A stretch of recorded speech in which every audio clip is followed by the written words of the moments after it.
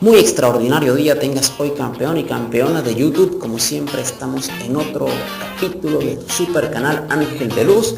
Estamos compartiendo la lectura del libro de Napoleon Hill, Piense y hágase rico. Quedamos en un capítulo muy interesante sobre la decisión, en este caso el capítulo 8. En este capítulo el señor Napoleon Hill hace un repaso de lo importante que es tomar decisiones y dominar la dilación, la postergación, la flojera, eso que siempre dejamos para después. En nuestro país hay un dicho muy famoso que dice: no dejes para mañana lo que puedes hacer hoy. Precisamente de eso trata este capítulo. Claro que también hay ocasiones, campeona, campeón, en la que simplemente debes esperar, porque no todo es tomar decisiones. Llega momentos en los que debes descansar, en los que debes tomarte una pausa, un break, para dejar que el espíritu fluya, para dejar que tu energía vital fluya y que tu destino se manifieste como debe ser en este universo perfecto que habitamos. Así que bueno, recuerda como siempre darle me gusta al video, darle me gusta a todos los videos que están en el canal, revísalos, en ellos hay formas de generar ingresos financieros a través de las PTC, simplemente con una computadora, sin ningún esfuerzo, sentadito en tu casa, puedes generar ingresos. En nuestros videos hablamos sobre ellos, así que revísalos todos y cada uno, comenta este video, comenta esta publicación, habla sobre la decisión, qué opinas sobre la decisión, qué puedes mejorar sobre la decisión, a quién puedes ayudar con esto. Publica en Facebook, publica en Twitter, crea un foro en todas tus redes sociales. Así que bueno, sin más preámbulo, vamos al capítulo 8, la decisión. Capítulo 8, decisión, el dominio de la dilación, el séptimo paso hacia la riqueza. El análisis efectuado sobre más de 25.000 hombres y mujeres que habían experimentado el fracaso puso de manifiesto el hecho de que la falta de decisión era casi siempre el motivo que encabezaba la lista de las 31 causas del fracaso. La dilación, lo contrario de la decisión, es un enemigo común que debe superar casi cada ser humano. Usted se encontrará con una oportunidad de poner a prueba su capacidad para tomar decisiones rápidas y concretas cuando termine de leer este libro y esté preparado para poner en práctica los principios descritos aquí.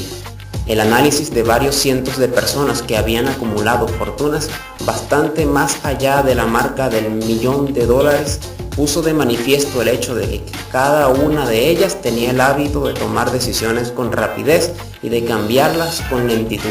Sí, y cuando se veía la necesidad de cambiarlas. Las personas que no logran acumular dinero tienen, sin excepción, el hábito de tomar decisiones, si es que las toman, de modo muy lento y de cambiar esas mismas decisiones con rapidez y a menudo. Una de las cualidades más notables de Henry Ford era su costumbre de tomar decisiones rápidas y definitivas y de cambiarlas con lentitud. Esta cualidad era tan pronunciada en el señor Ford que le hizo ganarse la reputación de ser un hombre obstinado. Fue precisamente esa cualidad la que le indujo a continuar la fabricación de su famoso modelo T, el coche más feo del mundo, en un momento en que todos sus consejeros y muchos de los compradores del coche le estaban pidiendo que lo cambiara. Quizá el señor Ford se retrasó demasiado en efectuar el cambio, pero la otra cara de la moneda es que la firmeza de su decisión le permitió ganar una enorme fortuna antes de que se hiciera necesario cambiar el modelo. No cabe la menor duda de que la costumbre del señor Ford de tomar decisiones definitivas llegó a asumir la proporción de la obstinación, pero esa misma cualidad es preferible a la lentitud cuando llega la hora de tomar decisiones y a la rapidez a la hora de cambiarlas. Consejos sobre la toma de sus propias decisiones. La gran mayoría de la gente que no logra acumular dinero suficiente para cubrir sus necesidades suele verse por lo general fácilmente influida por la opinión de los demás. Esas personas permiten que los periódicos y las murmuraciones de los vecinos afecten a sus ideas. Las opiniones son los bienes más baratos que existen sobre la tierra. Todo el mundo tiene un montón de opiniones preparadas para comunicárselas a cualquiera que se muestre dispuesto a aceptarlas. Si usted se deja influir por las opiniones cuando se trata de tomar decisiones, no tendrá éxito en ninguna empresa y mucho menos en la de transformar su propio deseo en dinero. Si usted permite que las opiniones de los demás le influyan, llegará a no tener deseos propios.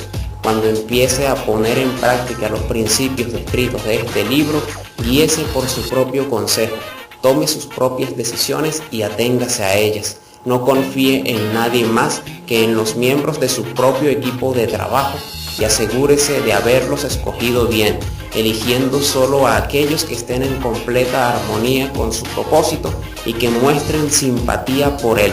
A menudo, los amigos íntimos y los parientes le ponen obstáculos a uno por medio de opiniones, aunque esa no sea su intención. A veces lo hacen incluso a través del ridículo, con la pretensión de que sea humorístico. Hay miles de mujeres y hombres que sufren de complejos de inferioridad durante toda la vida, debido precisamente a que alguna persona bien intencionada pero ignorante destruyó su confianza en sí mismos mediante las opiniones o ridículos. Usted dispone de un cerebro y de una mente propios. Utilícelos y tome sus propias decisiones. Si lo que necesita son hechos o la información de las personas que les permitan tomar sus decisiones, como sucederá en numerosos casos, lleve a cabo esos hechos o asegúrese con discreción de esa información que necesita sin descubrir cuáles son sus propósitos. Una de las características de las personas que tienen solo conocimientos elementales o escasos es la de que intentan dar la impresión de que poseen muchos conocimientos. En general, esas personas hablan demasiado y saben escuchar muy poco. Mantenga los ojos y los oídos bien abiertos y la boca cerrada. Si lo que desea es adquirir el hábito de una toma de decisiones rápida, quienes hablan mucho hacen bien poco. Si usted habla mucho más de lo que escucha, no solo se privará a sí mismo de muchas oportunidades de acumular conocimientos útiles, sino que también habrá puesto sus planes y propósitos al descubierto ante la persona a la que le encantará desilusionarle, porque en el fondo lo envidian. Recuerde también que cada vez que abra la boca en presencia de una persona que posea una gran abundancia de conocimientos, estará desplegando ante ella su reserva exacta de conocimientos propios o su falta de la misma. La verdadera sabiduría suele llamar la atención merced a la modestia y el silencio. Tenga en cuenta el hecho de que cada persona con la que usted se asocie estará buscando, como usted mismo, la oportunidad de acumular dinero.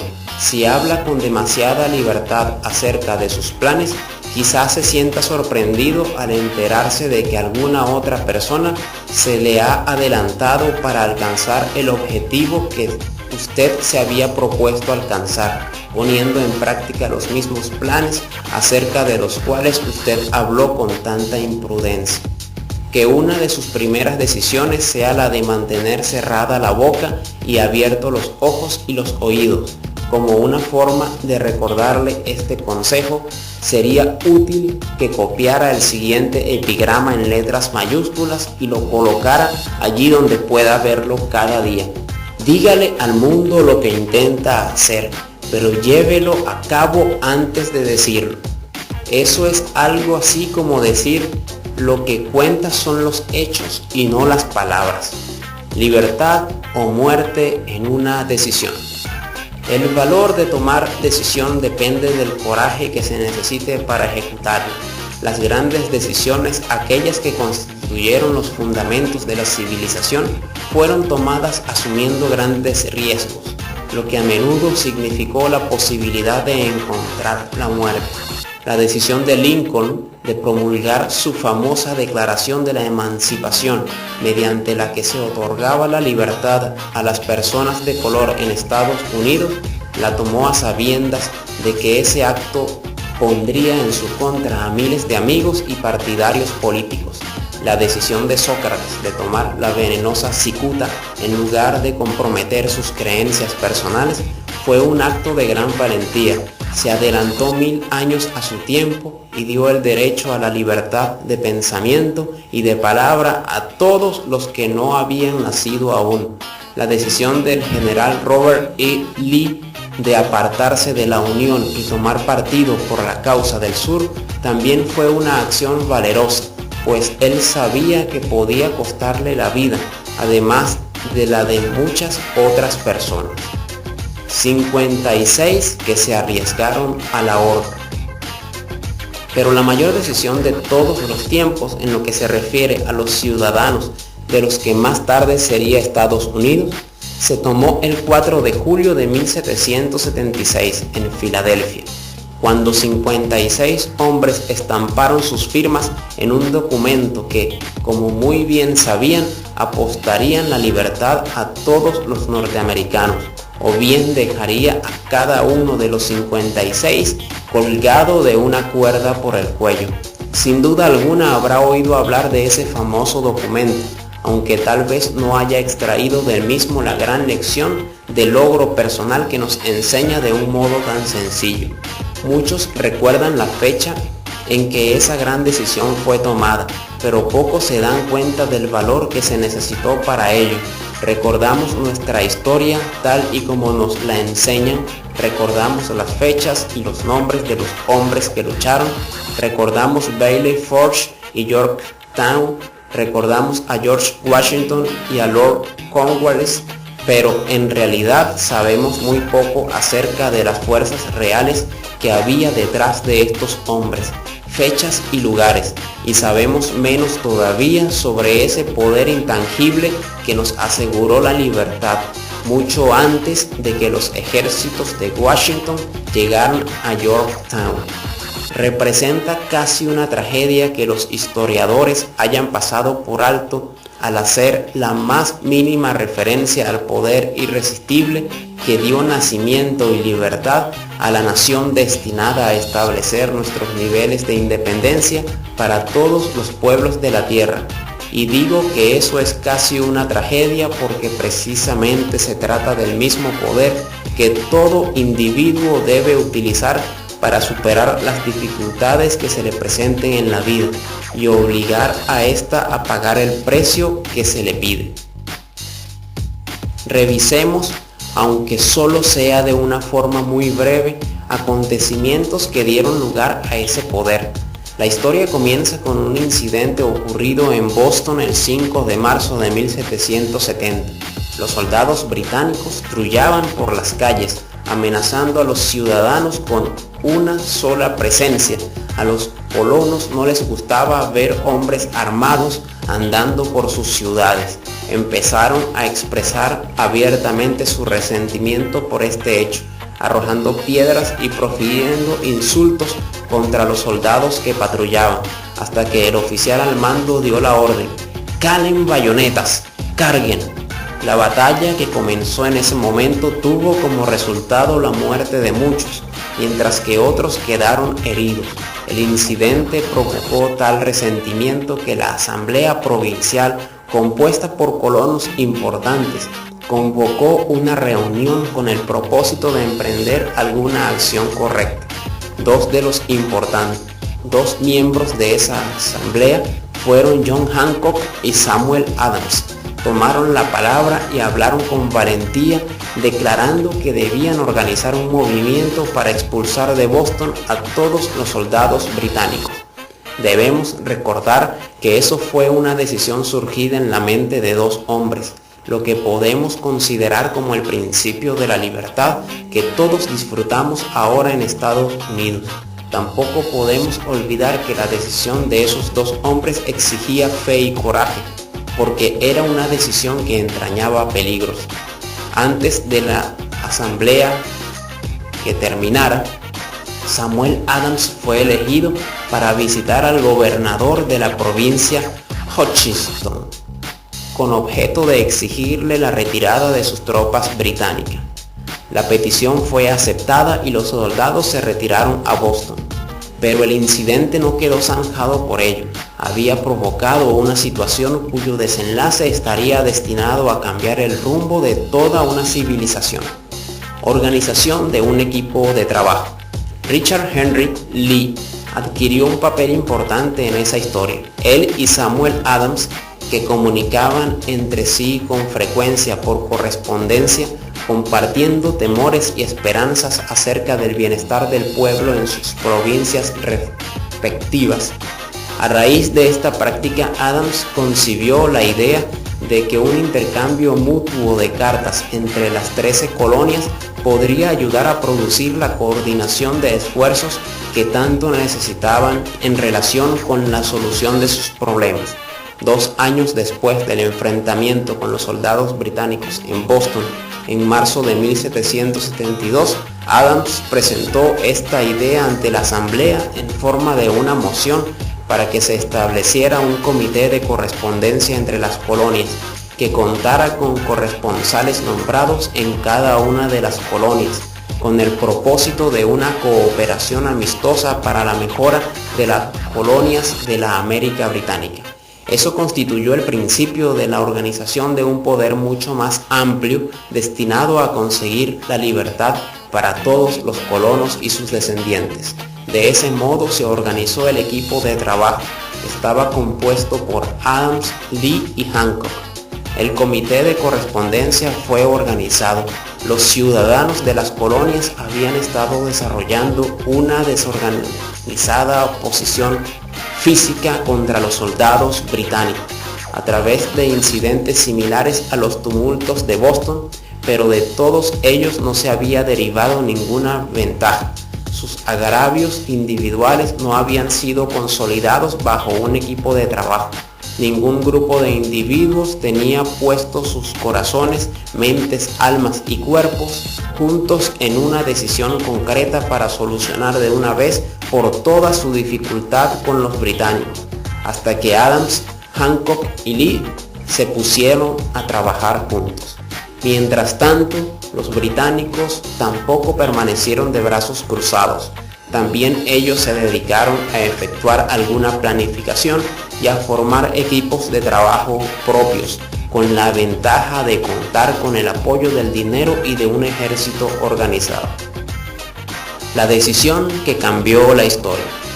La corona nombró a Gage para sustituir a Hutchinson como gobernador de Massachusetts. Uno de los primeros actos del nuevo gobernador consistió en llamar a Samuel Adams por mediación de un mensajero, con el propósito de intentar detener su oposición merced al temor.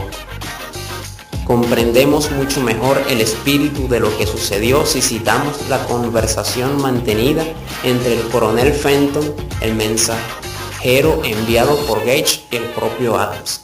Coronel Fenton: he sido autorizado por el gobernador Gage para asegurarle, señor Adams, que el gobernador ha sido dotado de amplios poderes para conferirle a usted tantos beneficios como le sean satisfactorios.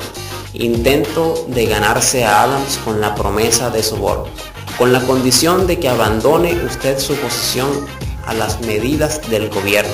El gobernador le aconseja que no continúe disgustando a su majestad. Su conducta le hace acreedor a los castigos previstos en una ley de Enrique VIII, por la que se puede enviar a Inglaterra a las personas para que allí sean juzgadas por traición o encarceladas por traición a discreción del gobernador de una provincia. Pero si usted cambia su línea política, no solo obtendrá grandes ventajas personales, sino que también estará en paz con el rey. Samuel Adams tenía que escoger entre dos decisiones: cesar en su posición y recibir recompensas personales para ello, o continuar y correr el riesgo de ser ahorcado. Evidentemente había llegado el momento en que Adams se había obligado a tomar una decisión que podía costarle la vida. Adams insistió en que el coronel Fenton, bajo la palabra de honor, le transmitiría al gobernador su respuesta, repitiendo con toda exactitud las mismas palabras que él dijera. La contestación de Adams fue: dígale al gobernador Gage que confío desde hace mucho tiempo en estar en paz con el Rey de Reyes. Ninguna consideración personal me inducirá a abandonar la justa causa de mi país, y dígale al gobernador Gage que Samuel Adams le aconseja que no continúe insultando los sentimientos de un pueblo exasperado. Cuando el gobernador Gage recibió la cáustica respuesta de Adams, montó en cólera y promulgó una proclama en la que se decía: el abajo firmante, en nombre de su majestad, ofrece y promete su más gracioso perdón a todas aquellas personas que a partir de ahora abandonen las armas y regresen a los deberes propios de súbditos pacíficos. Las únicas excepciones del beneficio de tal perdón son Samuel Adams y John Hancock, cuyas ofensas de naturaleza demasiado flagrantes no admiten otra consideración que la de un adecuado castigo. Podríamos decir que tanto Adams como Hancock se encontraban en dificultades. La amenaza del airado gobernador obligó a los dos hombres a tomar otra decisión, igualmente peligrosa. Convocaron una apresurada reunión de sus más fieles seguidores. Una vez todos estuvieron presentes, Adams cerró la puerta con llave, se la metió en el bolsillo y les informó que era imperativo organizar un congreso de los colonos y que nadie abandonaría aquella habitación hasta que se hubiera tomado la decisión de convocar dicho congreso. A este anuncio siguió una gran excitación. Algunos sopesaron las posibles consecuencias de tal radicalismo. Otros expresaron graves dudas en cuanto a la prudencia y a la conveniencia de una decisión tan definitiva que desafiaba claramente a la corona. Encerrados en aquella habitación había dos hombres inmunes al temor, ciegos ante la posibilidad del fracaso: Hancock y Adams. Gracias a la influencia de sus mentes, los demás fueron inducidos a aceptar que se debían establecer acuerdos a través del Comité de Correspondencia para convocar el primer Congreso Continental, que se celebraría en Filadelfia el 5 de septiembre de 1774. Vale la pena recordar esa fecha. Es mucho más importante que el 4 de julio de 1776. Si no se hubiera tomado la decisión de convocar un Congreso Continental, tampoco se hubiese llevado a cabo la firma de la Declaración de Independencia. Antes de la primera reunión del nuevo Congreso se celebraba, otro líder que se encontraba en otra parte del país se hallaba profundamente enfrascado en la tarea de publicar una sucinta exposición de los derechos de la América Británica. Se trataba de Thomas Jefferson, de la provincia de Virginia, cuyas relaciones con Lord Dunmore, representante de la corona en Virginia, eran tan tensas como las de Hancock y Adams con su gobernador. Poco después de que se publicara su sucinta exposición de los derechos, Jefferson fue nombrado de que había la orden de perseguirlo por alta traición contra el gobierno de su majestad. Inspirado por la amenaza, uno de los colegas de Jefferson, Patrick Henry, expresó con claridad lo que pensaba y concluyó sus observaciones con una frase que se ha hecho clásica desde entonces: si esto es traición, que sea la mayor de todas. Fueron hombres como estos los que, sin poder, sin autoridad, sin ejército y sin dinero, tomaron asiento en una solemne consideración del destino de las colonias, dando inicio así a la apertura del primer Congreso Continental, que continuaron celebrando cada 2 años hasta que, el 7 de junio de 1776, Richard Henry Lee se levantó, se dirigió a la presidencia y, ante el asombro de la asamblea, presentó la siguiente moción: caballeros, presento la moción de que estas colonias unidas son y deben ser por derecho estados libres e independientes, absueltos de toda alianza con la corona británica, y que toda conexión política entre ellos y el país del Reino Unido está disuelta y así debe quedar. La decisión más trascendental jamás escrita sobre papel. La asombrosa moción de Lee fue discutida por tanto fervor y durante tanto tiempo que él empezó a perder la paciencia. Finalmente, después de días de discusiones, volvió a ocupar el estrado de oradores y declaró con una voz clara y firme: señor presidente, hace días que llevamos discutiendo este tema. Es el único recurso de acción que podemos seguir. ¿Por qué entonces retrasarlo más ¿por qué continuar deliberando que este día feliz dé nacimiento a una república americana que se levante no para devastar y conquistar, sino para restablecer el reino de la paz y de la ley? Antes de que se votara su moción, Lee fue llamado a Virginia debido a una grave enfermedad familiar, pero antes de que marchase, dejó la causa en manos de su amigo Thomas Jefferson, el cual le prometió luchar hasta que se cumpliera una acción favorable. Poco después, el presidente del Congreso, Hancock, nombró a Jefferson presidente de un comité que se dedicaría a redactar la Declaración de Independencia. El comité trabajó mucho y muy duramente en la redacción de un documento que, cuando fue aceptado por el Congreso y firmado por cada uno de los congresistas, significaría una condena de muerte para todos los firmantes en el caso de que las colonias perdieran en la lucha que sin lugar a dudas estallaría entre ellas y el Reino Unido. Se redactó el documento y la versión original del mismo fue enviada el 28 de junio ante el Congreso.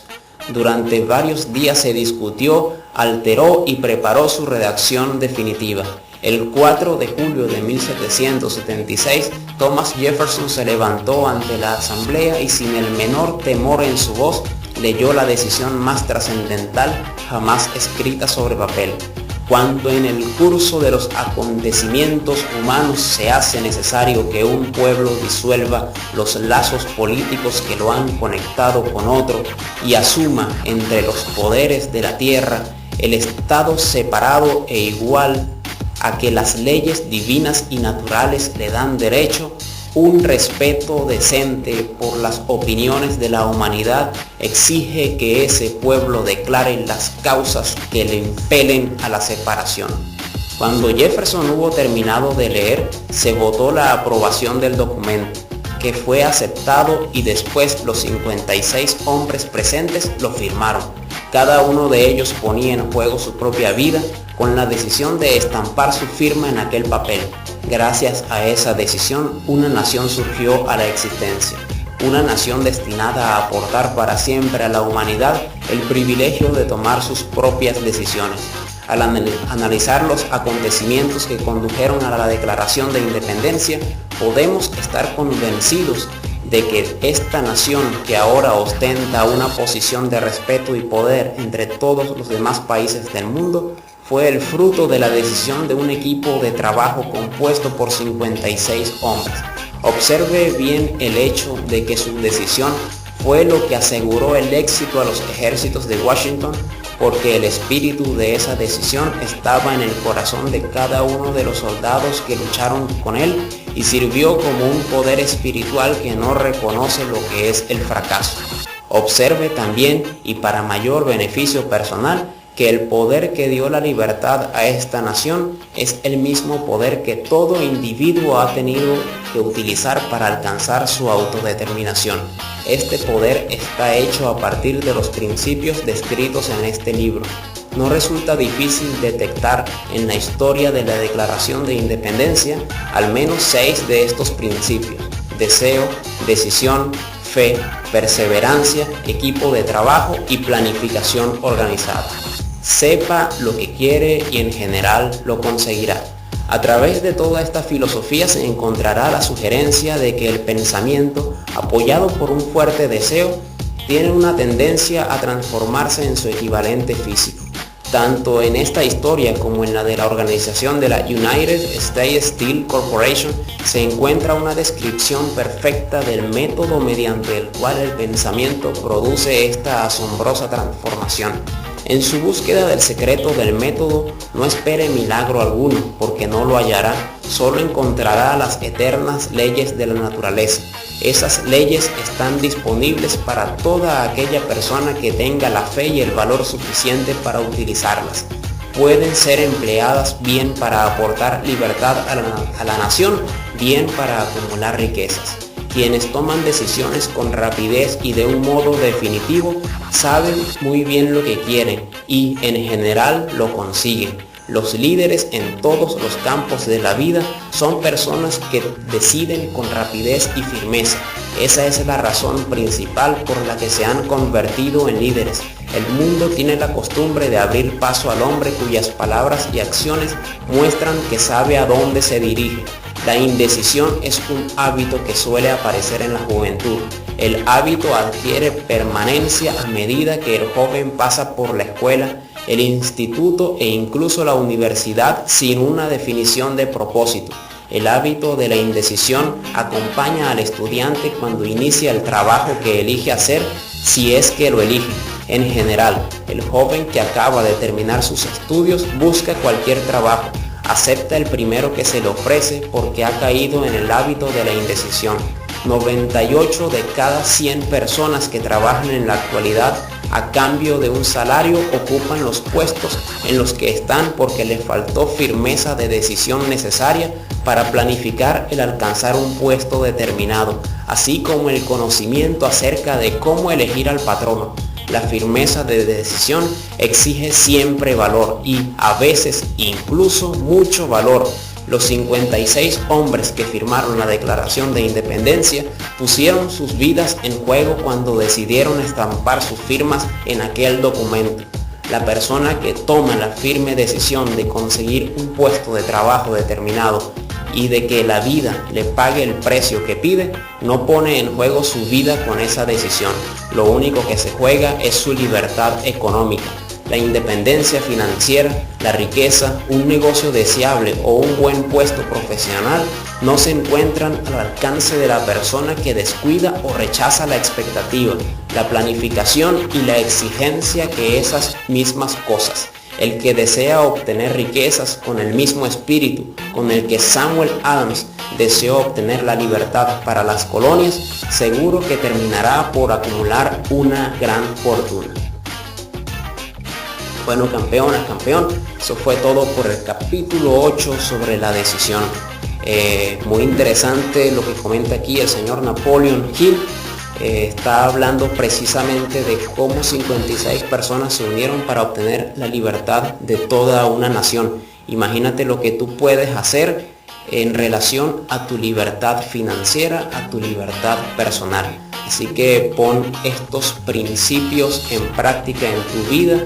Toma decisiones, sé perseverante respecto a las decisiones que tomes y no te apresures en cambiarlas, porque cuando cambias decisiones es cuando el fracaso se acerca, según las palabras del mismo señor Napoleon Hill. Otra cosita que hablaba aquí también, mostraba la idea de la guerra de independencia, que fue la que liberó en ese entonces a los Estados Unidos, y que como reflejo podemos transpolarla a nuestra vida y saber que estamos no en una guerra bélica contra naciones, no en una guerra bélica contra personas, contra seres, contra animales, sino en una guerra contra nuestros propios sentimientos. Estamos en una guerra contra esos malos pensamientos que nos vienen constantemente, esa actitud negativa que tenemos ante la vida.